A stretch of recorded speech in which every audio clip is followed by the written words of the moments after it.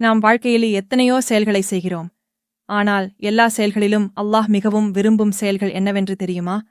ஒரு நாள் சஹாபா அப்துல்லாஹ் இப்னு மஸ்ஸூத் ரதியல்லாஹு அன்ஹு நபி அவர்களிடம் கேட்டார், அல்லாஹ் மிகவும் விரும்பும் செயல் எது? நபி பதிலளித்தார், சலாஹ், அதையும் அதன் நேரத்தில் படிப்பது. அவர் மீண்டும் கேட்டார், அதற்குப் பிறகு? நபி கூறினார்கள், மாதா பிதாவிற்கு நன்மை செய்வது. மீண்டும் கேட்டார், அதற்குப் பிறகு? நபி பதிலளித்தார்கள், அல்லாஹ்வின் பாதையில் பாடுபடுவது. அன்புடையீர், சல்லாஹை நேரத்திற்கு நேராக படிப்பது நம் வாழ்வின் மிக உயர்ந்த நன்மை. இதை நம் குழந்தைகளின் வாழ்க்கையிலும் விதைப்போம். 7 வயதுக்கு வந்தவுடன் தினமும் 5 நேர சல்லாஹை படிக்க பழக்குவோம். குளிர்காலத்தில் வெதுவெதுப்பான தண்ணீரில் வுது செய்ய உதவுவோம். மசூதிக்கு அழைத்து சென்று அங்கு எப்படி நடந்து கொள்ள வேண்டும் என்பதையும் கற்பிப்போம். சிறு வயதிலேயே சலாஹ் பழக்கம் வந்துவிட்டால் அவர்கள் வளர்ந்தபின் அது அவர்களின் வாழ்க்கையின் ஓர் அங்கமாகிவிடும்.